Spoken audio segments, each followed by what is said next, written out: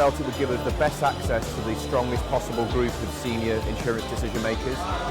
Insurtech Insights is a must-do conference, I think, for the network that is built here. Let's keep this one short and get the afternoon show on the road. Legendary moderator Sabine VanderLinden is coming back to speak to you all, and who better to talk to you about the future of trust and experience in personal lines than Nationwide's President of Personal Lines, Casey Kempton. Welcome both. Hello, hello, hello. Yes, I'm back. I'm back here to actually talk about US personal line. As we know, it's one of the most fascinating moments in decades, right? Transitional hard market, climate volatility, rewriting the actual book. AI, again, is redefining what service means today, and the generation of customers who don't believe in insurance is on their side. So when I had the chance to meet Casey Kempton, who runs all personal lines, so think about auto, home, umbrella, at one of America's most trusted carriers, I had to jump on the opportunity. Casey, thank you very much to be with me today. It's such an honor. I mean, when I read your CV, cognitive anthropology, which is people, it is the study that examines what people think, categorize, interpret, and make sense of the world within their cultural context. And this is so important today, I think, more than ever. You have been in a startup as well. You also have been putting some patents together, homeowner rating dating back to your 20s. And you are one of the industry's sharpest minds. But today, we are going to talk about Nationwide predict and prevent transformation. So welcome, Casey. Thank you so much, Sabine. So let's go into the first question. Okay. So cognitive anthropology to President of Personal Line at Nationwide. Mm-hmm. That is quite a jump, right? Yeah. So walk us back when a 20-something academic study how humans think, makes decision, and then decided to go into insurance. Sure. I think like many of us, we find ourselves in insurance sometimes. It isn't always an intentional path, but cognitive anthropology seeks to understand culture that exists in the mind and the patterns of thought that become shared over time among a culture, a group of people, and how it defines their experience in the world.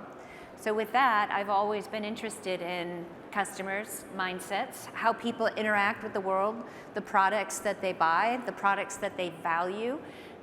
The startup that I worked with was engineering new software for knowledge workers and for collaborative communication. So if you can believe it, I saw Henry, what's up, Henry?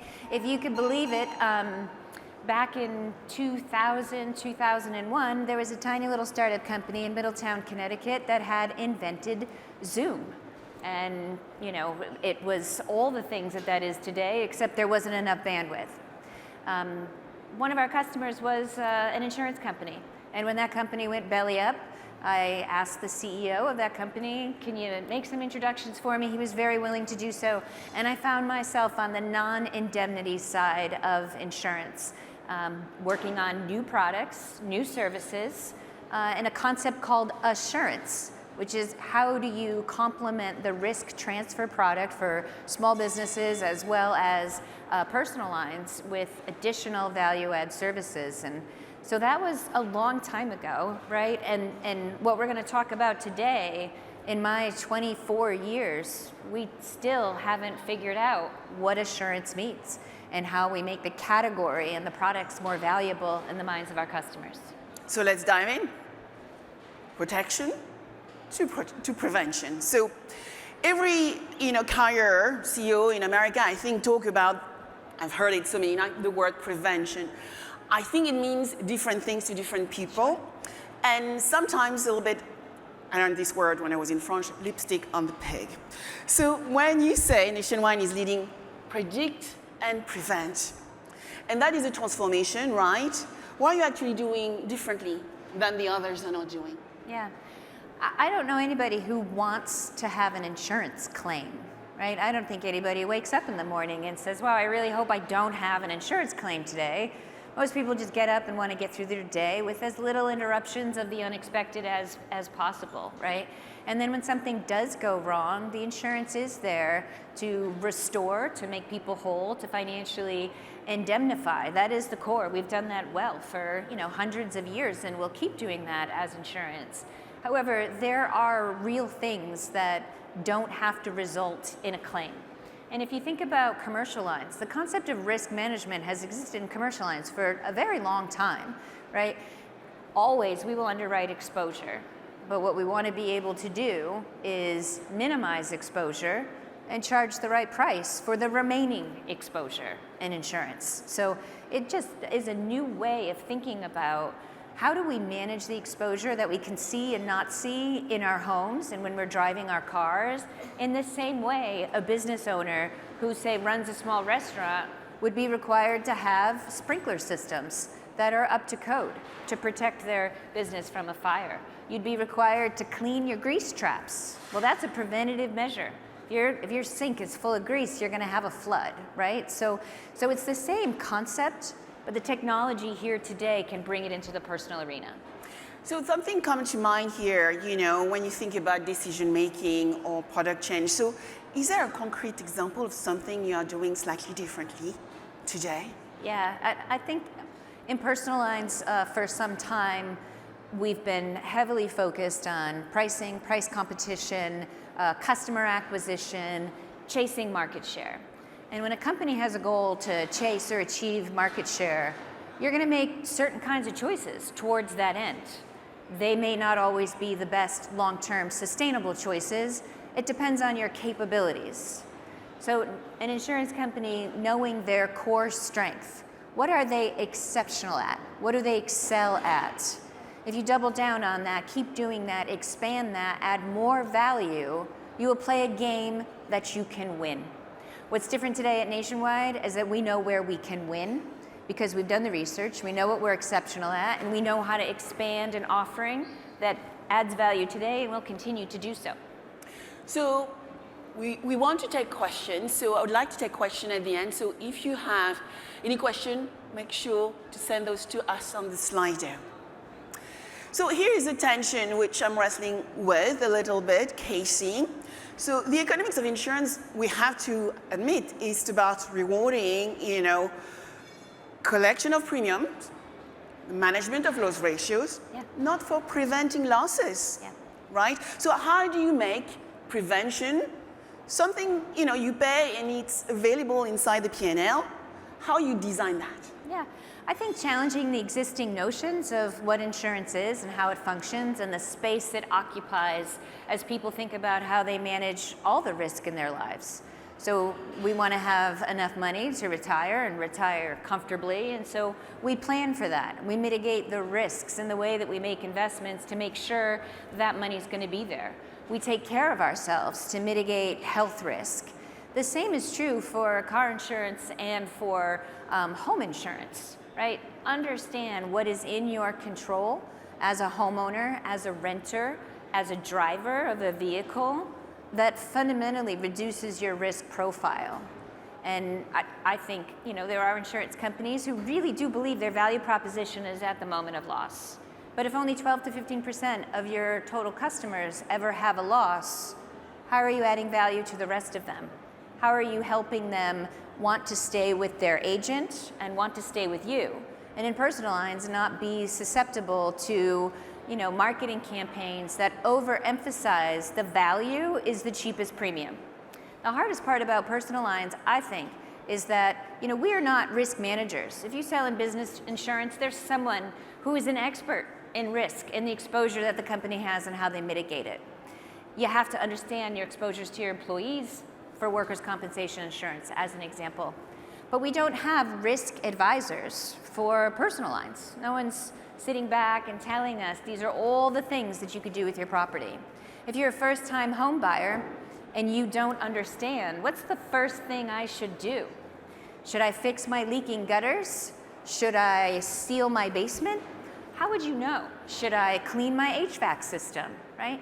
these aren't kind of built-in knowledge bases that people have, all of which can reduce the health and functioning of your home, the efficiency of your home, or result in a claim. And so an insurance company can change their relationship with their agent and with their customer by leaning into those open questions and fundamentally make people safer. When you reduce exposure, you charge less premium. It's that simple. And that could show up in different ways. So it's interesting, right? Because we are removing friction in some ways in that customer relationship. Can you walk us through one single number that has moved the way you have implementing your predict and prevent transformation? Yeah, so when we look at the customers of ours, our members who adopt some of our tools, and they are partner providers, and we'll be on stage later with Whisker Labs to talk about that in more detail. We can see retention, we can see other products that are purchased, we get a different visibility to that kind of individual's risk profile, and the economics work. I mean, we couldn't do it if it doesn't work.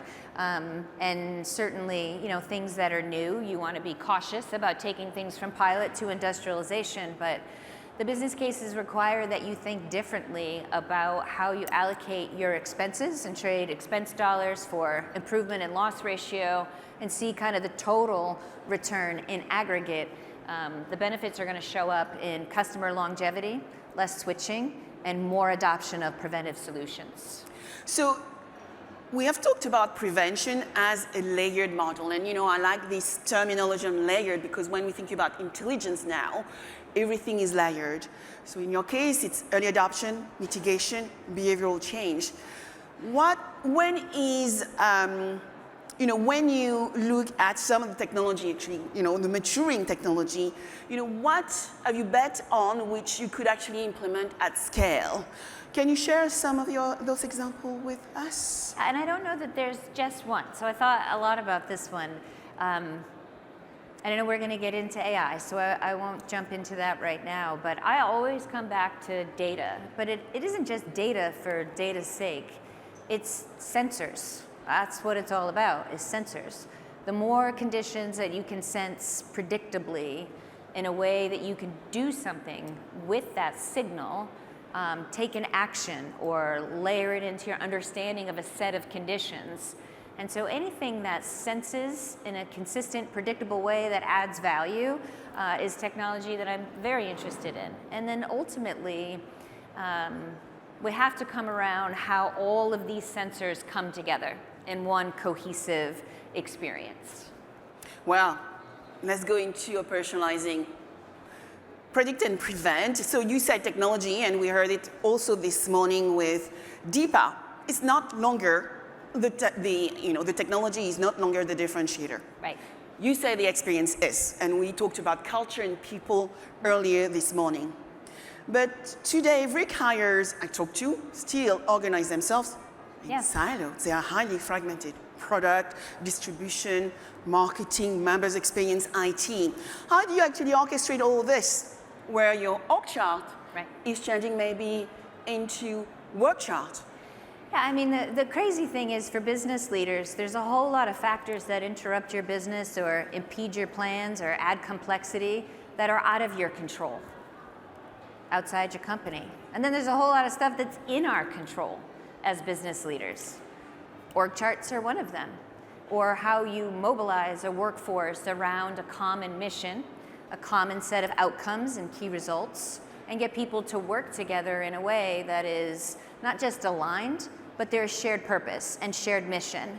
And then who reports to who and how that org chart, it almost kind of melts away because the teams are fully aligned to the vision, the mission, the outcomes, the near term, the long term, and they recognize how each role from maybe a different silo contributes to those outcomes. And that's part culture, it's part working rhythms, it's part design, it's a top-down, set our objectives, cascade them, and then deliver ownership and empowerment. So there are great models out there for how to do that, not necessarily across the insurance industry. We haven't seen as much of that, but agile product development models actually work really, really well to deliver experience end-to-end for insurance customers.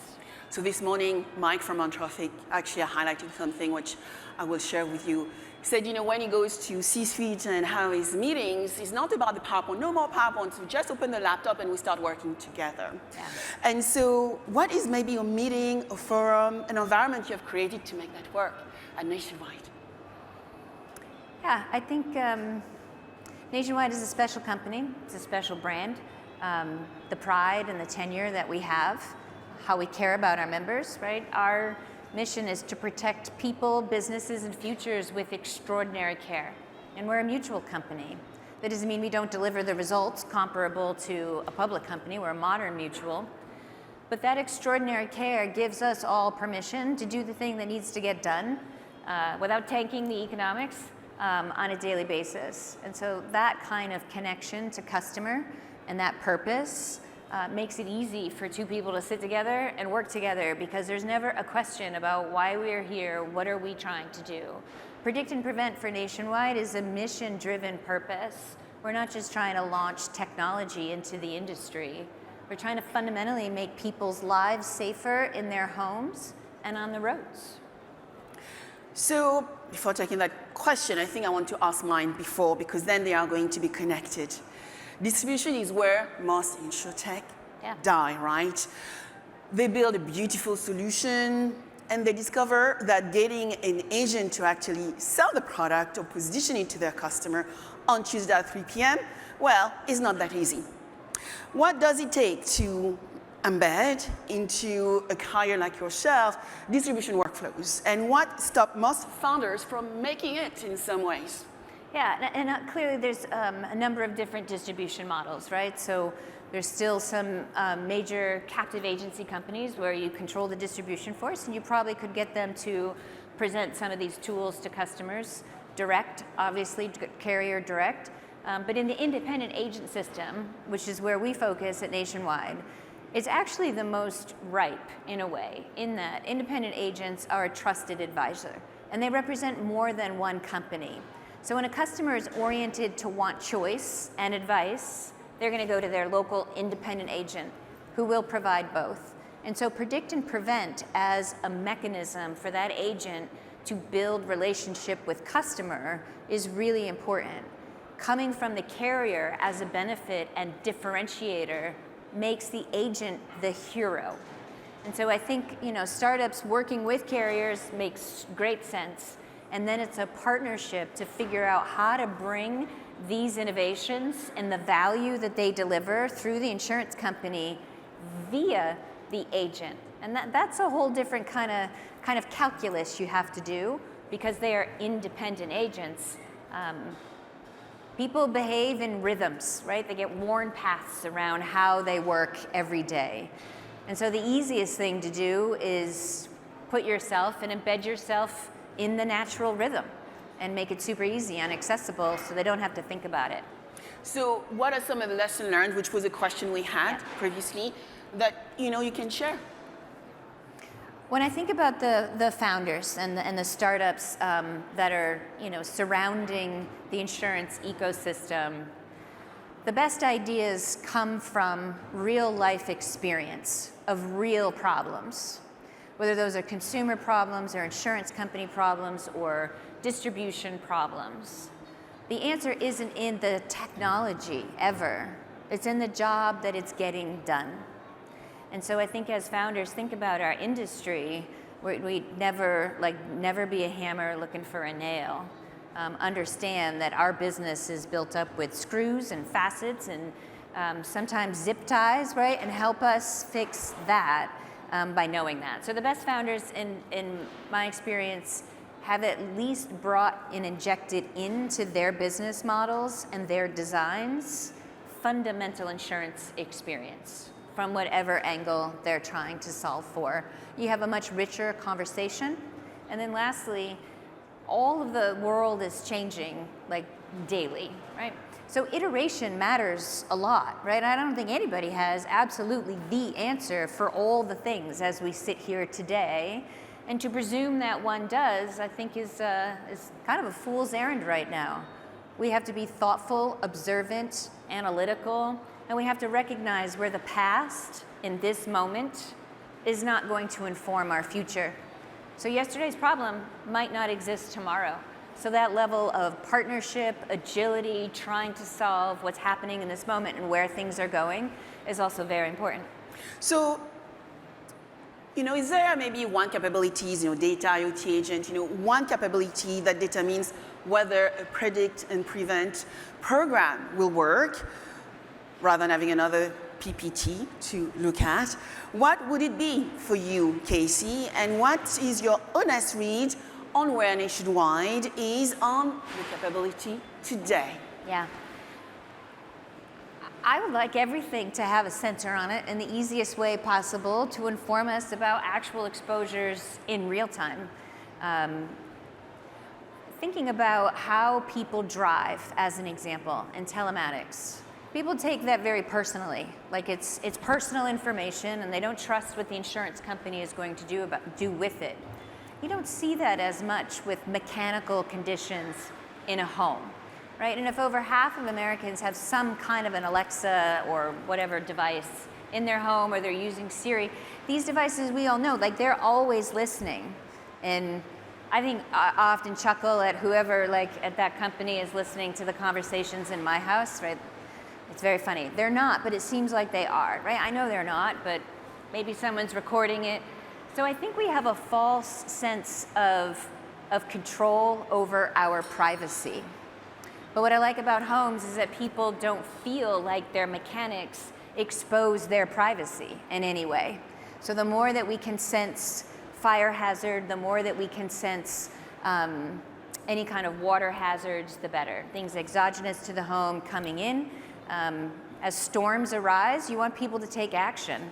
I'd love to know, to specifically tell someone to tie things down in their yard so they don't forget if they have things in their yard. And that's a service, that's a benefit, right? That is what service means. Let's talk about the human layer. I think we are going to talk a lot about AI, trust in Insurtech ecosystem here at this conference, and the human is very important equation, a successful program. But there is a paradox I would like you to read on. AI is making insurance more transactional, and I've heard that quite a lot in recent weeks. Faster quotes, instant claims, automated underwriting, which is great, right? And hopefully, if we have the right customer engagement and frictionless processes, that should raise the bar. So what does a human-centered personal lines carrier looks like in 2030? I hope it's not too far from now for you. And what does that mean for the people inside Nationwide today? Yeah, this is a really great question. And obviously, I don't have a crystal ball, so I'm going to say some things about the future that could all be wrong. Who knows? But I think it's somewhat informed. And I don't think it's necessarily informed by the past repeating itself, because I don't think that's going to happen.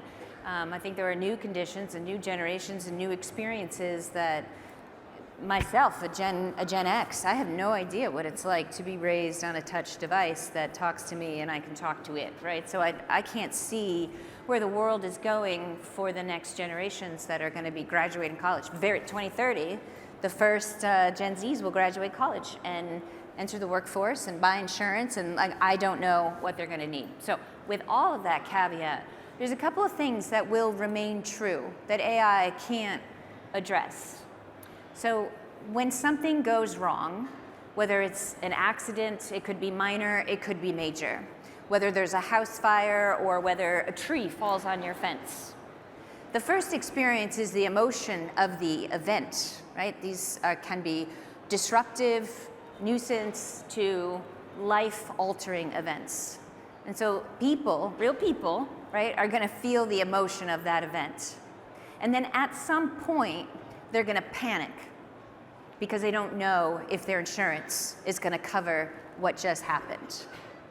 Because we as an industry have made that really opaque. You got to read all the way into the depths of your policy to understand all of the exclusions. So in one sense, AI might be able to translate that really easily for people. Upload my policy, tell me, under these conditions with this, is this covered? Will I get reimbursed for that? Now, possibly, But what happens is that that person who experienced a loss, or that family, whatever it might be, wants to talk to a person, not a robot in that moment. And I don't see us replacing those very human moments with robots. So in 2030, I think the best insurance companies will actually lean more into customer service, human relationships, whether that's through their distribution or it's into their customer base. And we will add value on terms that we have not allowed our economics to afford up to now. So we make trade-offs in our expense ratio, and too often we're compromising on service. Companies want to grow really fast. Well, I would want to make sure they have the infrastructure to handle the customer calls and the claims and everything else, right, at the ready. But sometimes we treat that customer experience as an industry as an afterthought. I mean, I was thinking about, when we talk about claims, we want that human in the loop and we want to make sure there's empathy. But what I hear is, when we think about one human moment in the customer journey, which is never going to be touched by artificial intelligence, right? Mm-hmm. I hear maybe some aspect of that customer journey, or is there something else you would actually focus on? Yeah, I think on the front end of insurance, again, only 15% of people will have a claim.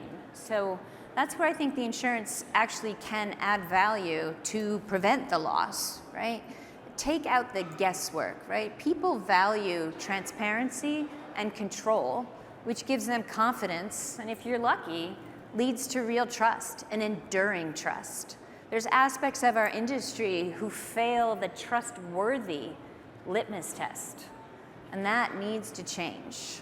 And we allow the economics and the kind of what I think of as ultimately a race to the bottom to drive our customer service. So that's what Predict and Prevent is about. It's about adding value in a way that you're paying money relative to risk transfer that's charged based on the totality and the complexity of your individual exposure. But how about the more you do to reduce your exposure, the less you pay? And that gives people a sense of control. It helps build their confidence. And then you must deliver at the point of claim every single time. So, when I look at Insurtechs, I probably, there are, for me, 10,000 Insurtechs. I mean, I monitor probably 4 million startups altogether because actually insurers need more than Insurtechs. Let's talk to the founders here in the room. If a founder builds something tomorrow that you, Casey, would actually adopt, what does it look like? Yeah. I think the power is in intelligence and the speed with which we can evolve actuarial science to see the future based on patterns that the machines will allow us to see that otherwise our humans would never find. Now that's kind of esoteric, I got that, but that's the thing. And so we have been limited by the data that's available, large language models. We haven't yet scratched the surface on what could be known and how we can understand risk, and how that partnership based on real knowledge of risk profile and risk mitigation, I think it becomes a whole new product category. So the vendors who are focused on that equation are the ones that I want to talk to. So the hardest part of running a personal lines carrier right now isn't the AI question or the AI adoption. It is, or the prevention, it is a customer trust. So how does Predict and Prevent rebuild trust altogether? Casey. I think it's, it's back to that control. Just a show of hands, how many of you read your insurance policy every year when it shows up, like cover to cover? Do you work for an insurance company? Now Henry does, but he's worked for an insurance company. Do you work for an insurance company or just a regular kind of person? Can anybody hear him? Okay, well listen, I'll tell you this. No one ever raises their hand, so that's impressive.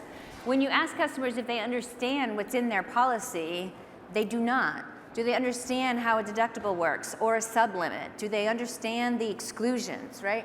That is the opportunity for an independent agent. However, when you're buying an insurance policy, do you really have the attention span to understand this legal document?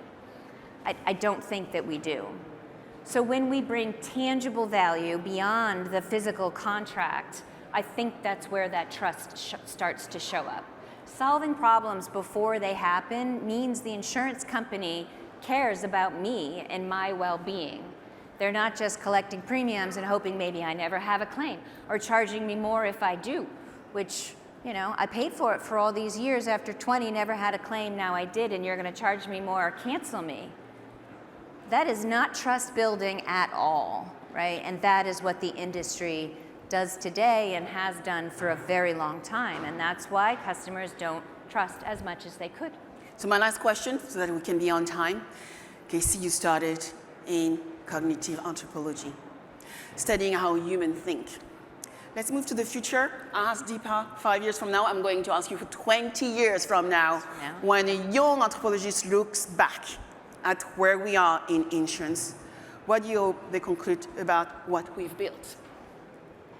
I think someone will say, we had a dark period in personal insurance, and thank goodness the companies realized that trust and protection matter as much as restoration. Just fundamentally, we're going to change the category. At least I'm going to keep trying. Let's keep trying. Let's change that category. Let's give a big round of applause to Casey Kempton.